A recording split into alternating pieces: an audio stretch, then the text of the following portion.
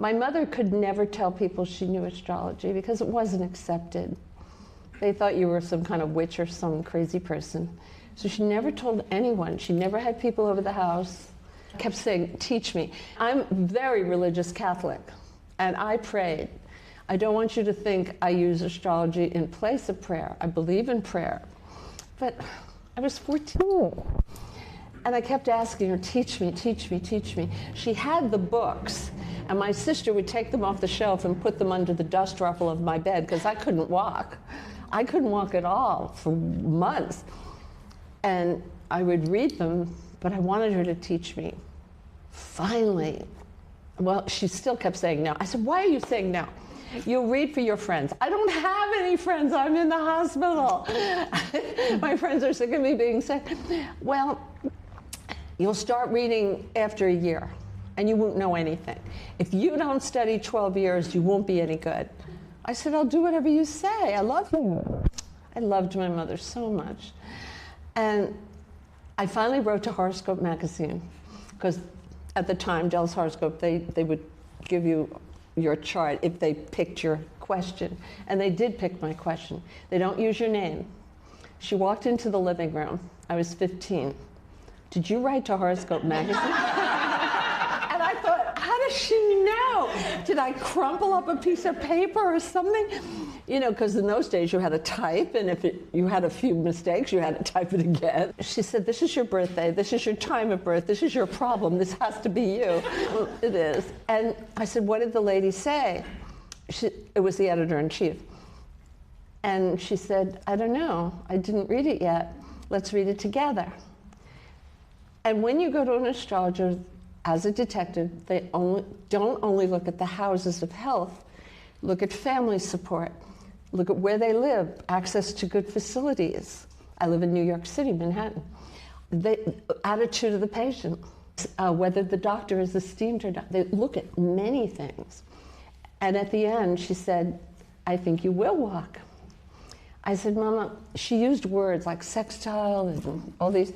I want to know what those mean. She said, but you have your answer. And I went like this. And she said, you want to check the editor-in-chief of Horoscope magazine? I said, of course, that's my life. That's when she began teaching me. And I did study the 12 years. So I remember smelling the lilacs. She said, Susan, you're going to write. You have Gemini rising. Nobody in our family writes for a living. You're going to write, and I'm going to work on your grammar. I remember her saying that. But then when you get close to 40, you have Aquarius on the midheaven, some newly invented form of communication, so new we don't know the name of it yet. Remember, I'm 9 years old. And I said, we don't know. She said, in my generation it was TV, in yours it's something else. You will be on TV, and I am, but there's something else. It's the hub of the wheel. Well, now, you know, I'm a kid. I'm going to drive her crazy.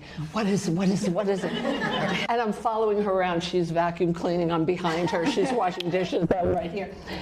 She said, well, Uranus rules Aquarius, so it has to do with plugging in the wall, something with electricity.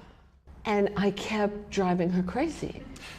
And she said, Aquarius is an air sign, right? I said, right. All right, I'm going to say something that will make no sense to you, but here it is. There are little dots and lines that go through the air that are invisible, that have something to do with your writing, and that is your destiny. She was predicting the internet.